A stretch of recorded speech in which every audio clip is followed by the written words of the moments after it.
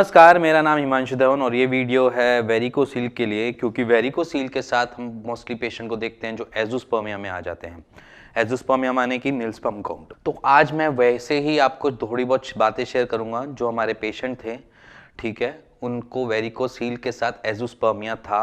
अब जब वो हमारे पास आए थे तो उनकी जो नॉर्मल स्पर्म काउंट की जो रिपोर्ट थी उसमें बिल्कुल नील था, बट जो अब उनके पास रिपोर्ट है उसकी ड्रास्टिक चेंजेस आप देख सकते हैं, क्योंकि मैं साथ शेयर भी करूंगा रिपोर्ट को। वैसे उनमें उनके sperm count 80 million sperm count हैं और मोटिलिटी 50% के नियर बाय है। अगर हम देखा जाए तो यहाँ पर हम अंडरस्टैंड कर सकते हैं कि एक ऑब्स्ट्रक्टिव एज़ोस्पर्मिया, जिसे हम बोलते हैं कि ऑब्स्ट्रक्टिव एज़ोस्पर्मिया था, क्योंकि हमने कोई उनकी एफएनएसी का टेस्ट नहीं करवाया था। हमने सिर्फ 1 महीने की मेडिकेशन से स्टार्ट किया था।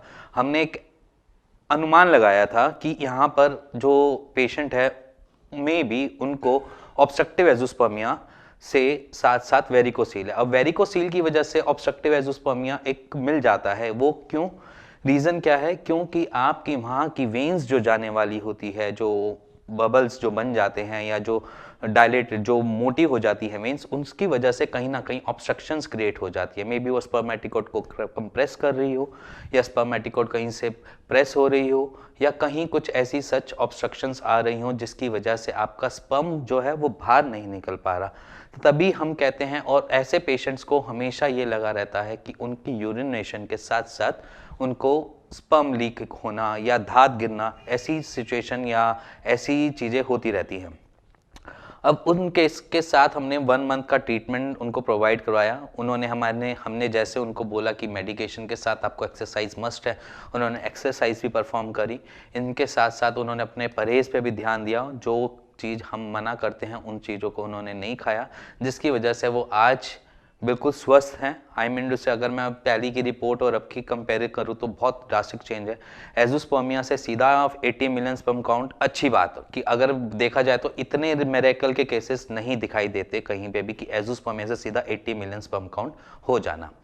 बाकी रही बात, वेरिकोसील के पेशेंट्स हमेशा ही अपने को थोड़ा अलग तरीके से सोचते हैं, क्योंकि ये वेरिकोसील की एक रिगार्डिंग एक वीडियो है। तो इसमें मैं आपको बेसिकली जो बताने जा रहा हूँ वो ये है कि वेरिकोसील ईडी पे कोई इफेक्ट नहीं डालता। ईडी माने कि इरेक्टाइल डिसफंक्शन। क्योंकि हमारे पास पेशेंट आते हैं, वो आकर ये कहते हैं कि उनको वेरिकोसील डिटेक्ट हुआ है, उसके बाद से उनको ईडी की दिक्कत लग गई है।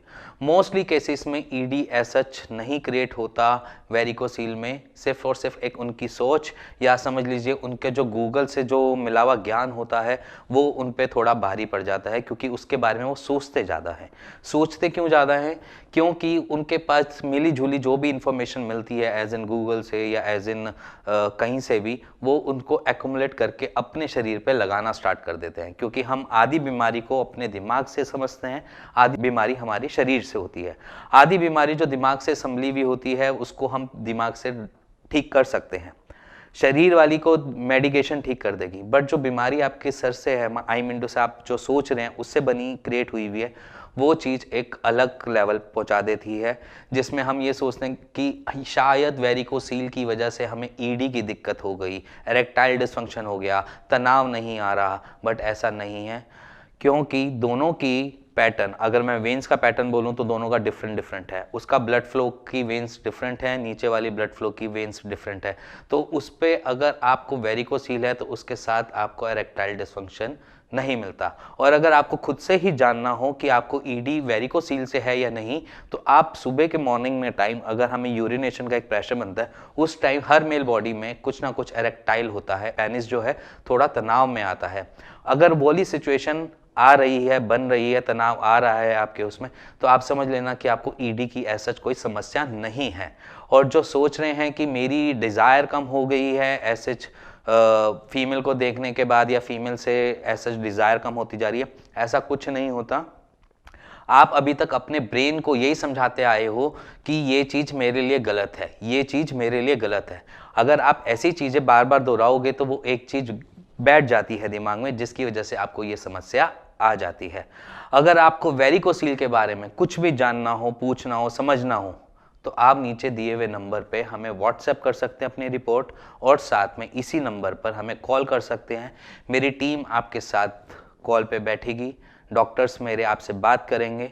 अगर कोई सॉल्यूशन मिलता होगा तो आपको हैंड टू हैंड सॉल्यूशन मिलेगा।